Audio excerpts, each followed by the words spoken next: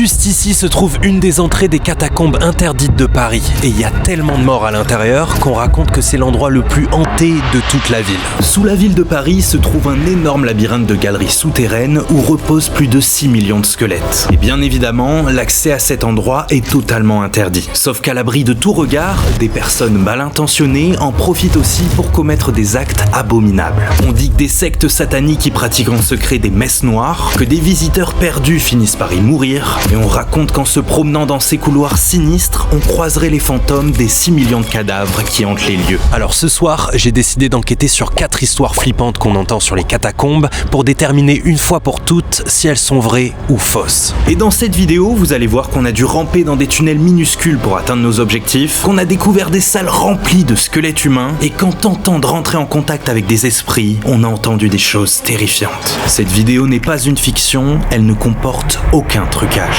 Bon les gars, là on vient de rentrer dans les catacombes. Je vous rappelle qu'être ici c'est totalement illégal, donc essayez pas de reproduire ce qu'on est en train de faire.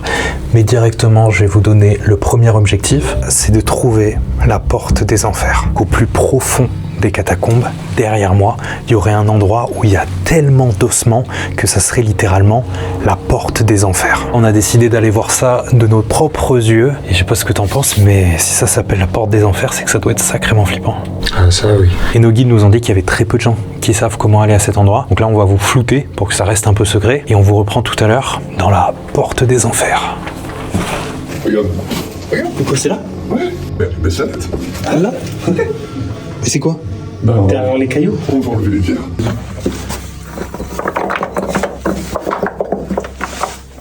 Oh wesh! Oh, c'est un couloir.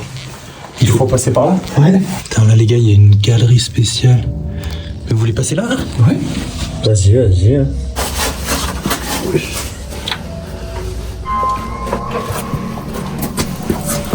Regardez juste les gars.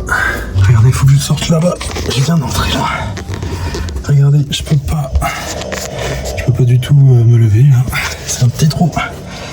On fait tout ça pour la vidéo les gars. Il faut ramper jusqu'au bout là-bas. J'espère que je vais sortir. L'accès est compliqué, mais vous allez voir qu'il vaut le détour. Là les gars, on vient de passer par le petit trou qui est là. Et les guides nous disent d'aller voir. Ils disent que c'est une galerie qui est très peu visitée. Il y a très peu de gens qui sont passés ici depuis 300 ans. Ça fait bader. Et là, tu vois, il n'y a plus du tout de tag ici. Ouais. Donc je pense qu'en effet, il n'y a pas grand monde qui vient.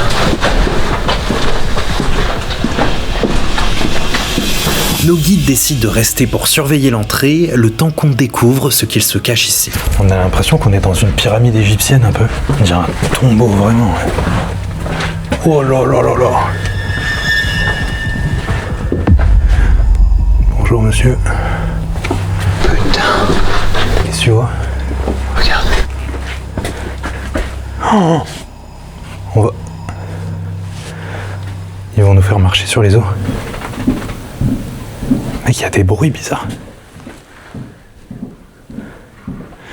Avant qu'on aille plus loin, t'es pas chaud, tu nous montres un peu tout ce que t'as pris pour cette aventure? Vas-y si tu veux.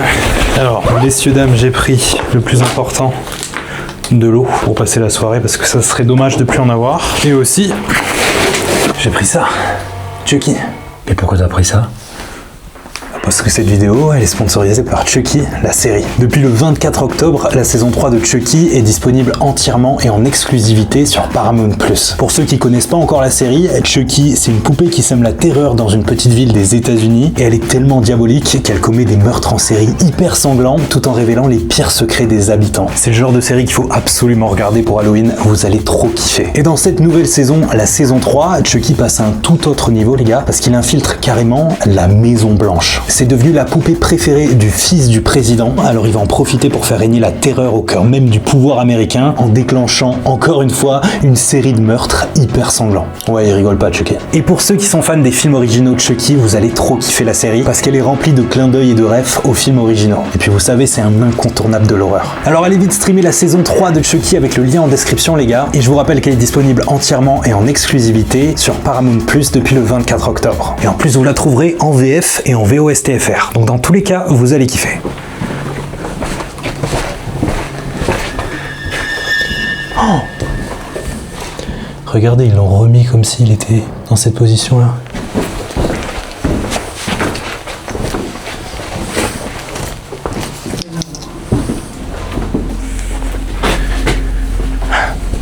Thibaut, Ouais. viens voir cet endroit. Je me demande si on n'est pas aux portes de l'enfer. Oh putain. Les gars, nous, on n'ose pas marcher sur les ossements.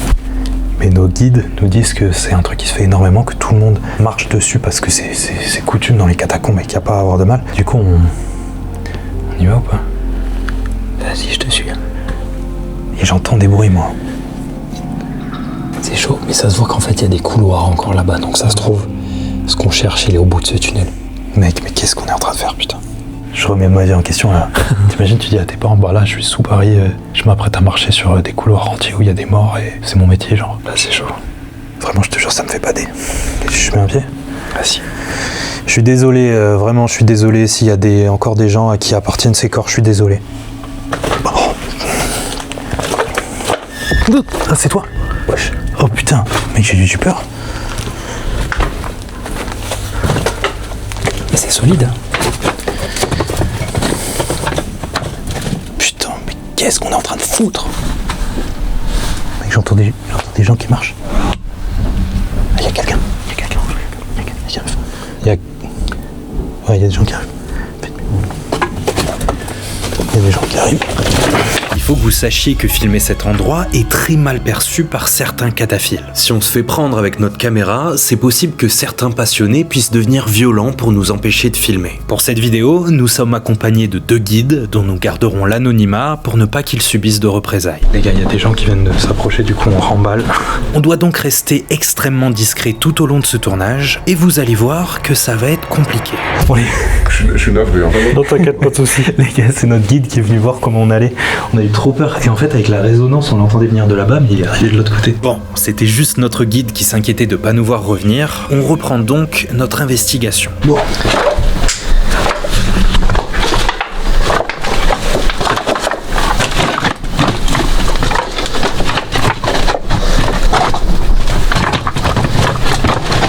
Je suis désolé.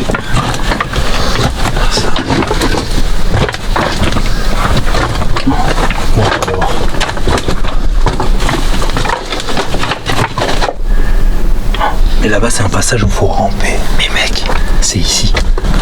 Ce qu'on appelait la porte des enfers, c'est un endroit où on est obligé de ramper sur les morts. C'est là. Ça ressemble beaucoup à cet endroit. Tu veux y aller? Moi, je suis pas très chaud. Hein. Je te cache pas qu'à limite marcher dessus, Mais ramper. ça va, mais ramper dessus, je crois que ça dépasse un peu mes limites. Ouais, je pense que là, c'est un peu abusé. Et c'est tellement flippant. Dites-vous que ça va vraiment loin, les gars. Et si vous regardez bien au bout, c'est pas fini, il y a encore des tournants. Du coup, je suppose qu'il peut y avoir encore énormément de squelettes. Du coup, les gars, qu'est-ce que vous en pensez de cette histoire sur la porte des enfers, vrai ou fausse? On est en ce moment même sur des ossements. Quand on vous dit ça, c'est imagé de dire c'est la porte des enfers. Mais si on continue là-bas et qu'on marche sur des cadavres pendant, je sais pas, des centaines de mètres et qu'on doit ramper sur des cadavres, pour moi, c'est comme ça que j'imagine l'enfer. Je vais pas aller vérifier. Donc, je vais pas trancher. Plus on va avancer dans cette vidéo, plus les histoires sur lesquelles on va enquêter vont être sombres. Et vous allez voir que la prochaine fait froid dans le dos. Vraiment, moi, ça me fait trop peur. Après être sorti de la porte des enfers, on se met donc directement en route vers le lieu de notre prochaine histoire. On raconte qu'ici, dans ces couloirs un petit peu flippants, il y a un homme un jour qui est descendu tout seul, sauf qu'il a fini par se perdre et qu'il est mort. Et en fait, il est mort à un endroit où on n'a pas retrouvé son corps tout de suite et il est resté là contre le mur jusqu'à que ça soit juste un squelette. Cette histoire, visiblement, elle est très connue dans le monde des catacombes et il paraît qu'à l'endroit où on a retrouvé son cadavre, il y a une marque. Il faut que je vous raconte toute son histoire. Philibert, il habitait dans la rive sud de Paris.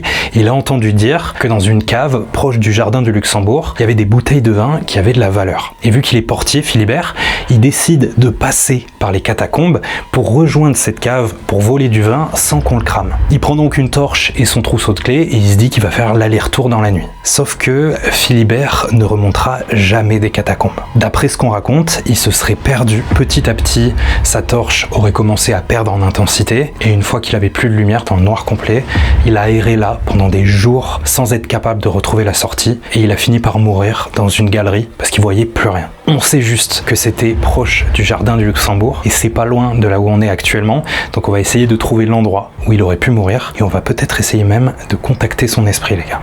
Allez, on y va. Et pour ça, les gars, on va devoir passer par là.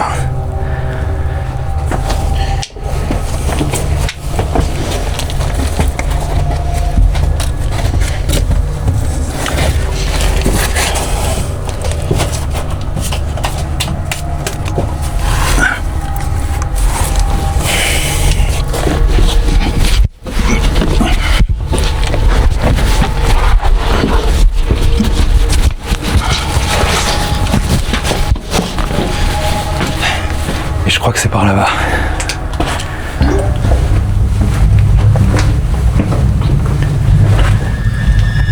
T'as vu, on entend le métro. Ouais. Et normalement, c'est par là. Wow. T'as vu jusqu'où ça va? C'est immense, les gars. Là, il y a un truc à droite. Oh, Thibaut. Ah, c'est là. Il y a une tombe carrément. À la mémoire de Philibert Asper, perdu dans cette carrière le 3 novembre, retrouvé 11 ans après et inhumé en la même place. Donc cette histoire-là, c'est vrai, c'est ouf. Et du coup, les gars, dans la légende, on raconte que Philibert a été retrouvé 11 ans après sa mort dans les catacombes. Et ça veut dire qu'il y avait son cadavre, enfin son squelette, assis contre un mur. Et du coup, il était ici même. C'est ouf. Et tu sais ce qui est le plus ouf en vrai? C'est que tu vois, vu qu'il est mort, sa torche s'est éteinte, Ouais. il a dû rester en vie pendant plusieurs jours, normalement. Ouais. Tu meurs pas comme ça d'un coup. Et en fait, il a été trouvé ici, et quand tu vas dans cette direction, il y a une sortie à seulement 15 mètres. À 15 mètres. Ouais. Il y a des gens qui arrivent, les gars. On va ranger la cam. Les gars, plus on avance dans la vidéo, plus les histoires vont être ouf. Et moi, je veux savoir si elles sont vraies ou pas, parce que sur le papier, elles sont horribles. Là, ça fait un peu plus de 3 heures qu'on est dans les catacombes. Et maintenant, le nouvel objectif, c'est de vérifier une histoire terrifiante. En 2000, il y a une émission américaine qui s'appelle The Scariest Place on Earth, qui a fait une émission sur les catacombes. Il raconte un truc qui est terrifiant. Et c'est passé à la télé aux États-Unis. Dans les couloirs qui sont juste derrière nous, un cataphile aurait retrouvé une caméra posée sur le sol, un peu abîmée, comme si quelqu'un l'avait jetée et l'avait laissée là. Dans cette caméra, ils ont trouvé des rushs, ils les ont regardés. Donc en gros, c'est un mec qui se balade dans les catacombes, qui filme des trucs à droite à gauche. Il s'arrête et il regarde à l'intérieur d'un ossuaire pendant un très long moment. On sait pas trop pourquoi. Puis, au bout d'un moment, il commence un peu à paniquer, il accélère, on l'entend respirer de plus en plus fort.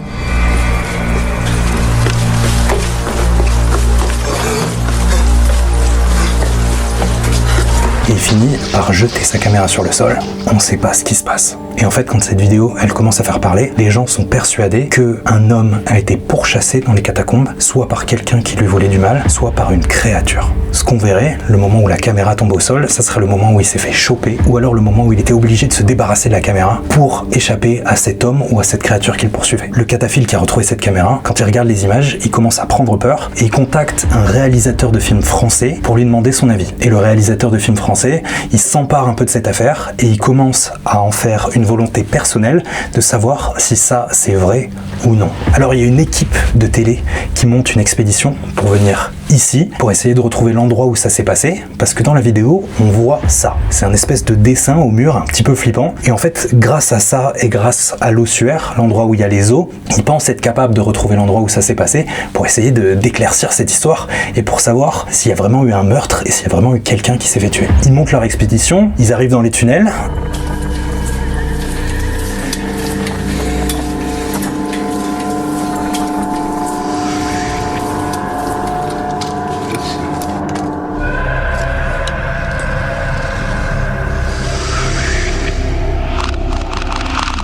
Ils reconnaissent l'endroit, sauf que quand ils arrivent là-bas, ils sont incapables de déterminer s'il y a vraiment eu un mort ou non, et ils finissent par sortir des catacombes, et le réalisateur français va dire que c'était un endroit des catacombes tellement inaccessible qu'il a cru qu'il ne ressortirait jamais, et il ne veut plus jamais y retourner. We didn't solve the mystery. I don't think anyone ever will. There's too many miles of fucking tunnels in there. I will absolutely never go back to the catacombs. I refuse to go back. Bah nous, on va y aller avec Thibaut. C'est quoi ta théorie, toi? Bah en vrai, l'histoire est tellement folle que j'espère que c'est vrai. Et franchement, je demande que à être convaincu. Vas-y, on va essayer de trouver cet endroit. Vas-y, go. Notre objectif va donc être de trouver l'endroit exact où se trouvait la personne qui a filmé cette vidéo, et pour ça, on part à la recherche de cet ossuaire et de ce graffiti. Deux choses facilement identifiables. Par contre, nos guides sont partis. Quoi? Mes mecs, ils sont plus là. Ils nous ont laissé tous. Ah, ouah, tu m'as fait trop peur. T'as rien fait en plus, mais tu m'as fait peur. Non, mais jamais loin. Oula. Un symbole satanique, ça.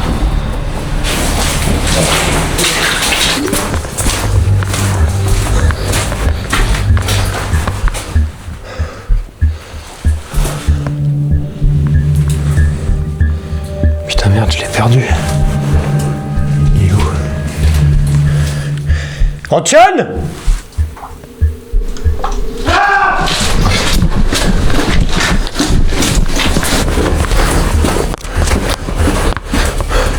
Putain, qu'est-ce que tu fous? Qu'est-ce qui se passe? Pourquoi t'as crié? Excuse-moi, non, mais c'est parce que j'étais en train de lire un livre et ça fait trop peur. Mais c'est quoi ce livre? Ah bah tu le connais, c'est notre livre. Ah! Les disparus de Saint-Joseph. Petit roman d'horreur. Et c'est que la fin, mec, je m'en remettrai jamais. Masterclass. On a écrit un roman d'horreur avec Thibaut, les gars. Les disparus de Saint-Joseph, ça fait 2 ans qu'on travaille sur cette histoire. Et si vous kiffez les fictions et toutes nos vidéos dans le domaine du paranormal, vous allez adorer cette histoire. Les personnages, c'est Thibaut et moi dans laquelle on résout une enquête, exactement comme dans cette vidéo. Et c'est disponible avec le lien en bio. Let's go! Pour moi, Thibaut, dans la vidéo, tu sais, c'était un truc tout droit. J'ai très bien l'image en tête. On pense, les gars, qu'on n'est pas au bon endroit là en fait. Parce que dans la vidéo, on peut pas la voir là, on l'a pas sur notre tel. Mais on se souvient que c'était un truc un peu tout droit. Alors que là, on était dans un espèce d'arrondi. Oula.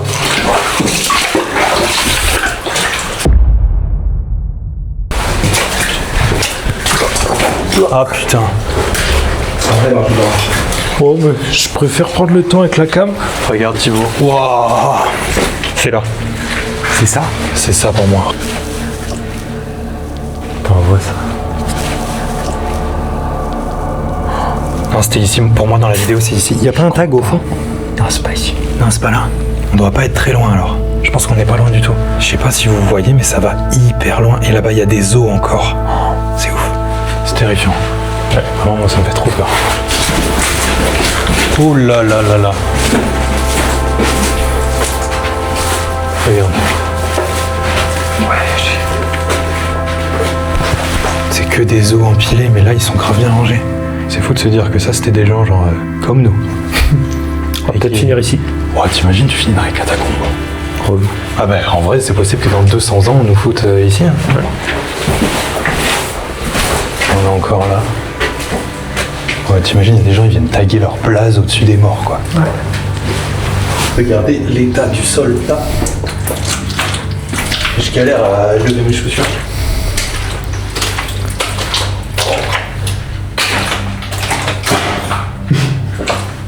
C'est terrible. On a fouillé les alentours pendant plus de 2 heures dans cette zone remplie d'eau et de boue, et on a enfin fini par trouver ce qu'on était venu chercher. Les gars, on se demande si on n'a pas trouvé l'endroit. C'est peut-être ça.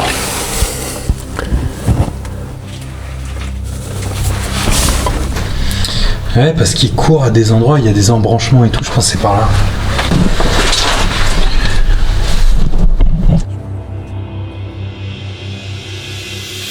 Après avoir comparé l'ossuaire où on se trouve avec celui de la vidéo, on est maintenant sûr et certain d'être au bon endroit. On n'a malheureusement pas réussi à retrouver le graffiti, mais vu le nombre de tags qu'il y a sur les murs, il est très probable qu'il ait été recouvert, sachant que l'histoire date de plus de 25 ans. On est donc à l'endroit exact où se trouvait le caméraman, à l'instant où il s'est mis à paniquer avant de jeter sa caméra au sol. Mais pour nous, il y a quelque chose qui cloche dans cette histoire. Bon les gars, il est 1h42, ça fait un moment qu'on fait le tour de toutes les galeries. Avec Thibaut, on est un peu catégorique catégorique que c'est sûr presque que c'est des conneries cette histoire de VHS retrouvés. Enfin, moi je pense que c'est un mec qui a fait une fiction, mais c'est un mec qui a fait une fiction dans les années 2000 quoi. En fait, il y a trop de trucs qui sont bizarres. On a parlé avec nos guides, on leur dit on est à combien de mètres de profondeur là? Ils nous disent qu'on est à 15-20 mètres environ. Et je sais pas si tu te rappelles Thibaut, le mec dans l'émission, il dit qu'ils sont à 90 mètres de profondeur. En plus, il dit que c'est un endroit très difficile d'accès et c'est pas du tout difficile d'accès. Enfin, c'est les catacombes, c'est dur d'y aller. Et nos guides nous disent bah si, ça c'est l'endroit où tu ramènes tous les touristes qui viennent voir les catacombes. En fait, il fait le mec traumatisé, mais il n'y a pas à être traumatisé quoi. Et après, il est en sueur de fou pour sortir avec ses guides.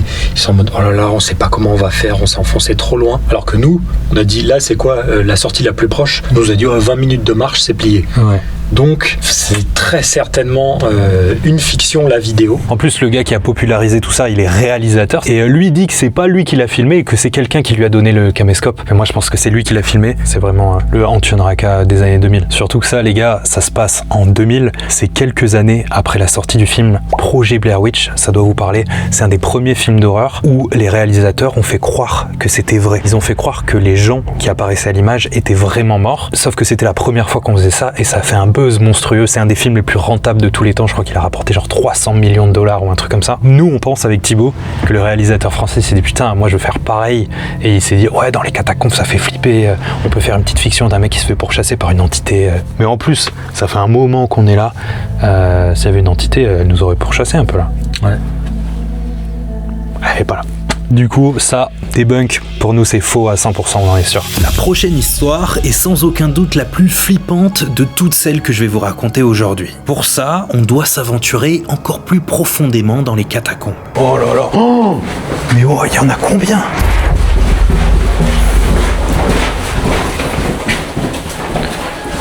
Vous vous demandez sûrement les gars, pourquoi est-ce qu'il y a 6 millions de corps dans les catacombes?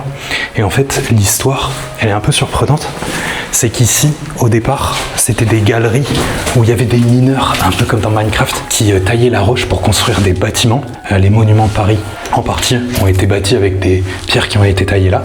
Sauf qu'au fil du temps, ils ont tellement creusé que sous Paris, il y avait des énormes cavités vides. Et au bout d'un moment, ça a commencé à s'effondrer. Il y a eu 200 mètres de rue qui s'est effondré un jour. Donc les immeubles se sont écroulés, il y a eu des morts. Et c'est Louis XVI, qui était le roi à l'époque, qui a dit non là c'est trop grave, il faut aller consolider. Mais tout ça, ça vous explique pas pourquoi il y a ça. Pourquoi il y a des os, pourquoi il y a des cadavres qui ont fini dans les catacombes. En fait, à peu près au même moment, au moment où on commençait à avoir des problèmes et que Paris allait s'écrouler, il y avait un autre problème, c'est que les cimetières de Paris étaient totalement surchargés. On avait enterré trop de gens au même endroit et on n'avait plus de place pour mettre les corps. Sauf que les gens continuaient de mourir et il fallait les enterrer quelque part. Quand on a commencé à s'intéresser à ces galeries pour les remblayer, on s'est dit, attendez, et si on mettait pas les corps dans les cimetières, ici? Donc en fait, on a vidé les cimetières qui étaient surchargés de cadavres et on a foutu tous les os ici, un peu n'importe comment. Il y a des endroits où on les a rangés, des endroits où on les a pas rangés. Et des fois, ils ouvraient juste des bouches d'égout et ils balançaient les os par la bouche d'égout juste pour que ça disparaisse quoi. Il y a un de ces endroits qui est juste là. Oh là là, oh, mais oh, il y en a combien? Et regardez, ils ont fait une tour de Jenga avec des... C'est ouf. Là les gars, on va s'approcher un petit peu pour vous montrer là-bas ce qui se passe. Fais gaffe, faut un peu enjamber là.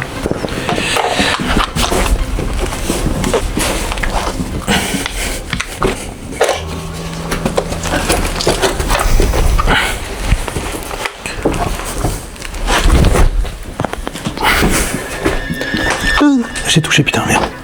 Oh, j'ai failli faire écrouler le truc. Oh. C'est trop bizarre, j'ai l'impression que c'est pas vrai. Ça te fait pas ça? Non, moi j'ai bien l'impression que c'est vrai. Et en fait, les gars, au bout, là, si on remonte, il y a une bouche d'égout. Et c'est pour ça que vous voyez, ils sont écroulés en mode comme ça. Parce qu'il est jeté à la pelle, et les corps, ils venaient s'entasser ici. Genre 30 mètres sous terre. Et du coup, c'est pour ça que ça ressemble à ça.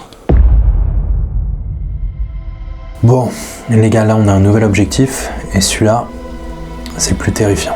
Pour l'instant, c'est un objectif mystère. Mais je vais vous raconter une histoire.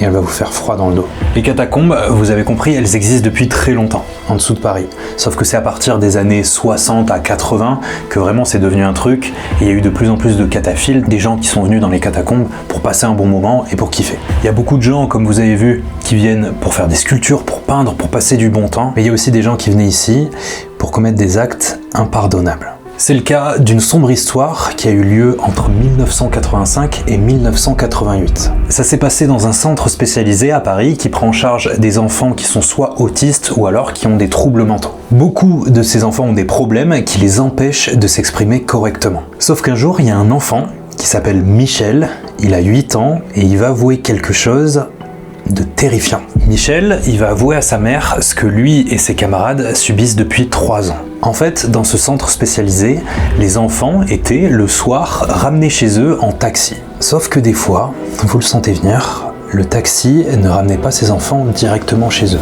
Il faisait un petit détour par les catacombes, un endroit particulier où se rejoignait une secte satanique. Des rituels sataniques avec des gens qui se rejoignent dans des cavités pour prier le diable, en faisant des sacrifices avec les enfants, en prenant leur sang, en buvant leur sang, en faisant des atrocités que je peux même pas vous raconter là, dans le but de vénérer le diable. Mon nom est Jean-Claude Sarade, je suis inspecteur divisionnaire à la police judiciaire de la préfecture de police à Paris. On assiste donc à des gens qui descendent en carrière pour agresser les autres promeneurs. Il y a même des affaires criminelles. Il y a effectivement eu des affaires de mineurs en carrière. Quand Michel, l'enfant de 8 ans, a commencé à parler, ça a fait énormément de bruit, il y a eu un procès et le chauffeur de taxi a été mis en cause parce que son identité était connue dans le centre spécialisé. Malheureusement, aucun des membres de la soi-disant secte satanique n'a jamais été arrêté. On n'a jamais réussi à démanteler cette histoire et à savoir si ce que racontait Michel était vraiment vrai. Alors avec Thibaut, on va voir si tout ça c'est plausible.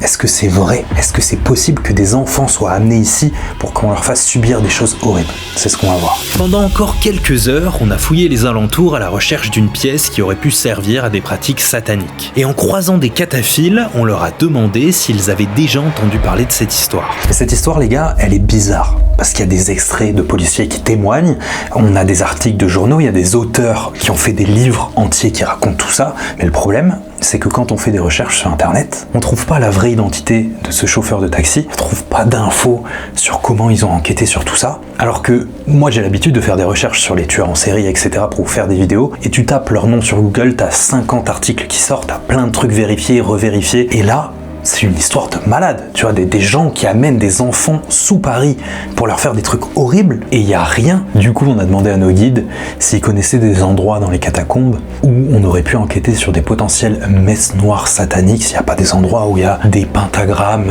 peints sur les murs ou des traces de sang ou quoi que ce soit. Et en fait, ils nous disent que pas du tout. Du coup, que cette histoire soit vraie ou fausse, être venu ici dans les catacombes ce soir ne peut pas nous aider à donner une réponse concrète à 100%. Moi, je pense que c'est un peu une légende urbaine qui a pris beaucoup d'ampleur et je pense que personne n'a jamais débunké. Je pense que c'est faux, c'est un peu un fantasme parce que les cataphiles, c'est une communauté où il y a énormément d'entraide. Quand on parlait avec les guides, ils nous parlent de vieux cataphiles qui sont là depuis des années et des années, qui répertorient les lieux, qui font des cartes, etc.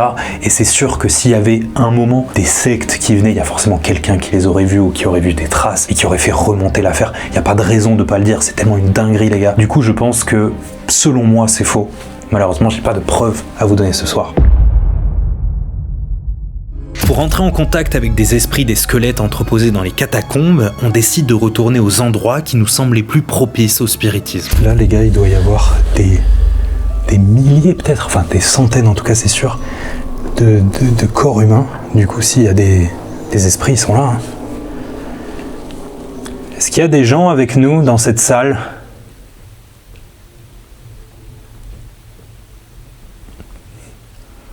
Le silence, ça fait peur un peu. Est-ce qu'il y a des gens qui voudraient nous parler, nous dire quelque chose ?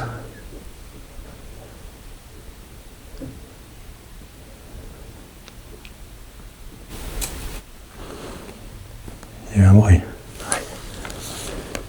Est-ce que vous pouvez refaire un bruit ?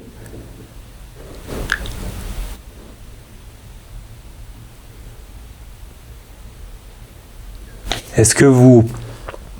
Il y a encore un bruit. Est-ce que vous pouvez taper contre un mur si vous êtes là ? Je cherche à communiquer avec vous.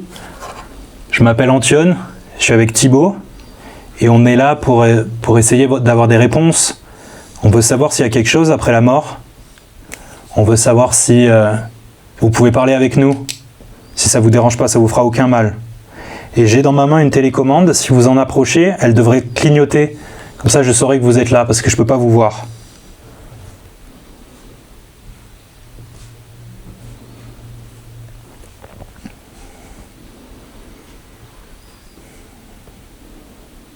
Est-ce qu'il y a quelqu'un avec nous dans cette salle? Il y a beaucoup de corps qui reposent ici. Est-ce qu'il y a encore votre esprit? Ouais, il y a des gens. Bon, on entend des gens qui se rapprochent. On part donc en vitesse dans le lieu suivant.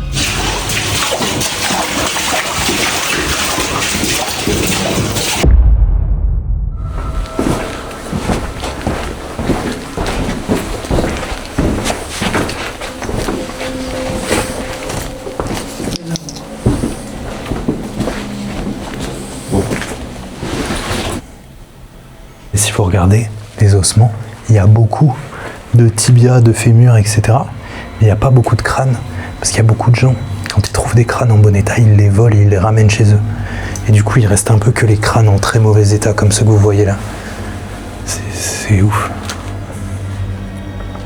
Si vous venez les gars, vous voulez pas des crânes, ça sert à rien. Bon les gars, on a été coupés par des gens qui sont arrivés tout à l'heure. On est resté une vingtaine de minutes. Il n'y avait absolument rien au détecteur EMF. Par contre, on faisait que entendre des bruits qui venaient de là où il y avait beaucoup d'ossements. On a bougé un petit peu. Regardez autour de moi, là, commence une galerie qui est remplie d'os. Derrière, ici, il y a des crânes, il y a des trucs pareils derrière. Est-ce qu'il y a quelqu'un avec nous dans cette pièce?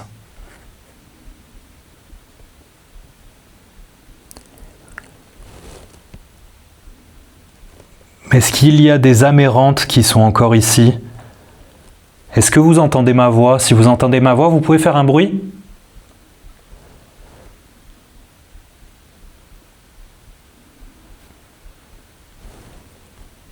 Est-ce qu'il y a des gens avec nous dans cette pièce? Est-ce que vous voulez parler avec nous?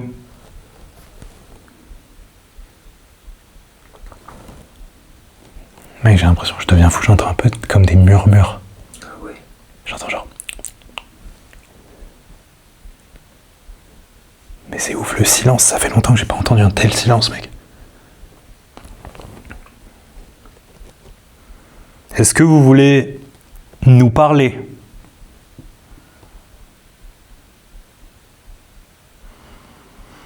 Dans ma main, j'ai un boîtier noir. Si vous le touchez, je saurai que vous êtes là, ça va pas vous faire mal. C'est juste une façon pour moi de savoir que vous êtes là parce que je vous entends pas et je ne vous vois pas. Donc je vais poser le boîtier juste devant moi et si vous voulez, vous pouvez le toucher.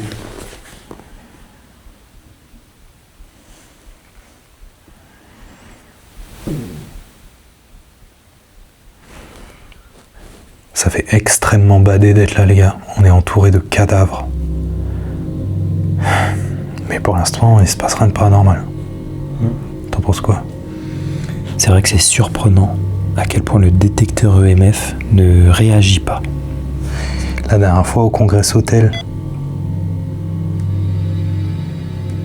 C'est sûrement l'endroit où on s'attendait le plus à avoir des réponses. On a vu des vidéos d'Américains qui avaient énormément de réponses. Et nous, c'est le silence complet. Alors que, bon, logiquement, on pourrait s'attendre à avoir beaucoup de retours. La dernière fois, au Congress Hotel à Chicago, il y avait énormément de commentaires qui disaient « c'est à cause de l'électricité, c'est à cause du Wi-Fi et il n'y a rien de paranormal dans votre histoire ». Bah là, on est sous terre, on est à 20-30 mètres de profondeur, il n'y a aucun réseau, il n'y a rien. Du coup, si ça s'allume, et là j'aurais du mal à vous dire que c'est pas de la vie de l'au-delà, on est entouré de cadavres et pour l'instant il se passe rien. Juste des bruits un peu flippants. En plus, on est tout seul. Nos guides nous ont lâchés, les gars. Il n'y a que nous et le silence. T'imagines là, si les guides ils partent. Genre imagine là, on est tout seul, faut qu'on sorte. On est mort. Hein. Foutu. On est foutu. Même avec des lumières. Hein. Moi, je hurle jusqu'à qu'on croise des gens et je les supplie de me ramener dehors. Et ici, il n'y a plus grand monde. Hein. Ouais, on croise pas grand monde. Surtout que là, on est dans le truc, il nous a dit que personne connaissait. Ouais. Du coup, là, c'est sûr, on est mort. Bon, les gars, ça fait un moment qu'on pose des questions. Le Polaroid, il est dans ton sac? Je suis pas sûr qu'il soit dans mon sac. Attends, je vérifie.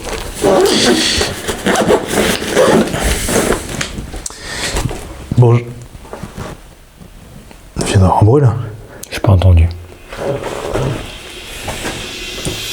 Certains cataphiles racontent que le fantôme de Philibert Asper hante les lieux et qu'il s'amuserait à étourdir les visiteurs pour qu'ils se perdent et finissent exactement comme lui. On décide donc de retourner à sa tombe pour tenter un contact. Je vais juste le poser ici. J'espère que ça vous dérange pas. Pour ceux qui connaissent les gars, il y a quelques jours, il y a une vidéo de Sam et Colby, 2 gros youtubeurs américains qui sont venus ici et ils avaient fait du spiritisme juste devant la tombe et eux ils avaient des résultats de malade. En fait ils avaient des lampes et quand ils posaient des questions, les lampes s'allumaient toutes seules. Les lampes de poche? Ouais. Wait, I've never seen it go that quick. That was so fast. He did that shit on purpose. What do you mean? As soon as we talk about his story. Dude, I can't. Wait, I've never seen it flicker like that. Ah, ils font ça souvent dans des vidéos. Bah, on peut essayer de faire pareil. En tout cas, on peut essayer de faire pareil parce que c'est des Américains. On sait qu'ils aiment bien le sensationnel, ils peuvent faker un peu leur truc. En tout cas, nous, depuis tout à l'heure, le détecteur EMF, il fait pas un bruit. C'est quoi? Je pose la lampe de poche et genre si elle s'allume, c'est ça? Pose, on voit bien que c'est pas une lampe qui s'allume toute seule ni à distance. Faut vraiment appuyer juste ici à l'arrière sur le bouton orange. Du coup, si ça s'allume, c'est bizarre. Si vous êtes là, n'hésitez pas à allumer ma lampe de poche qui est juste ici. Vous pouvez prendre l'énergie de la pile pour l'allumer. Si c'est vous, Philibert, ou si c'est quelqu'un d'autre.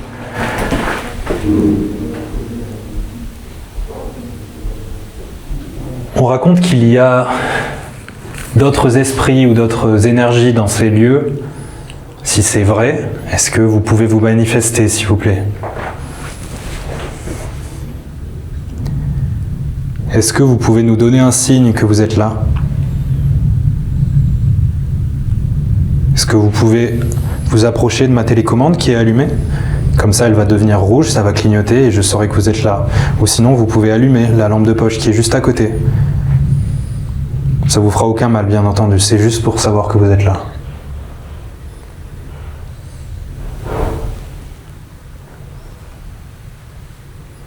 Est-ce que vous pouvez faire un bruit?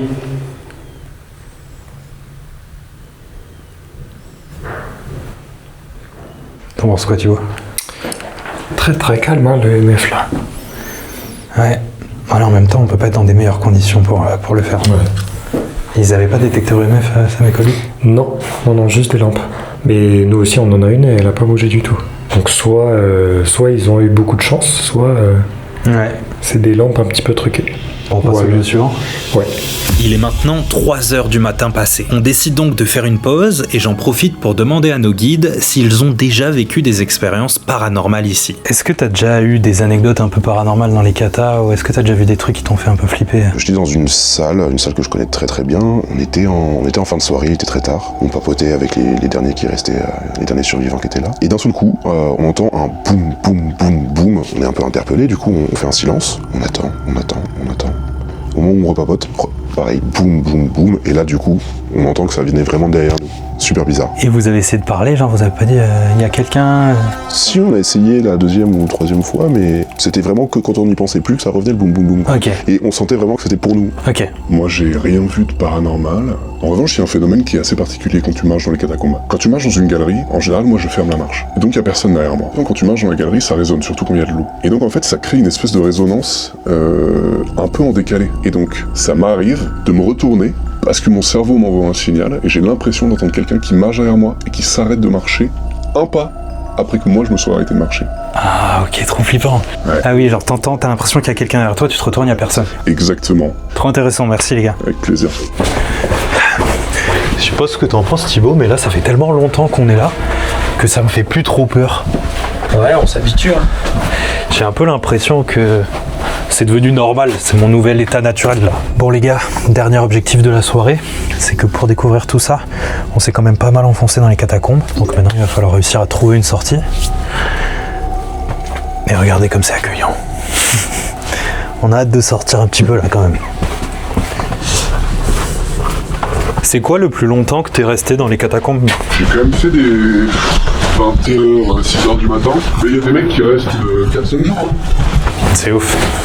Et vous allez voir, il y a un truc super intéressant quand on va sortir, c'est l'effet que te fait le ciel.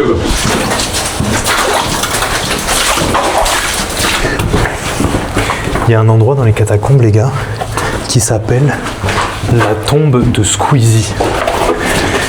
Et en fait, quand Squeezie a fait sa première vidéo sur les catacombes à l'époque, je crois que c'était genre 2017 ou dans ces eaux-là, mais en fait, il y a des cataphiles qui n'ont pas du tout apprécié qu'ils parlent de cet endroit parce qu'ils se sont dit que ça allait faire de la pub aux catacombes et que du coup, il y a des gens qui allaient venir et qui allaient abîmer. Je vous raconte ça, c'est pas le meilleur endroit, mais en guise d'avertissement, ils ont construit dans un faux cercueil, ils ont mis un crâne et des ossements et ils ont mis un panneau en marquant tombe de Squeezie et pour lui dire reviens pas ici et refais pas de vidéo sur les catacombes. Peut-être qu'un jour il y aura la tombe d'Antione et les Thibaut. Mais en tout cas il a refait une vidéo depuis, donc ça lui a pas fait peur. Bon là les gars, ils m'ont demandé de fermer la marche, comme ça je vais pouvoir tester ce qu'on disait tout à l'heure. J'accélère parce que je les ai perdus. Pour voir si j'entends des bruits derrière moi. Oh, ça fait trop peur. Pour l'instant, ça me le fait pas.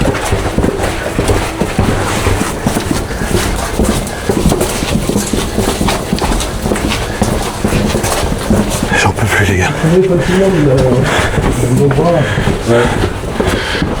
Regardez comme ça fait peur.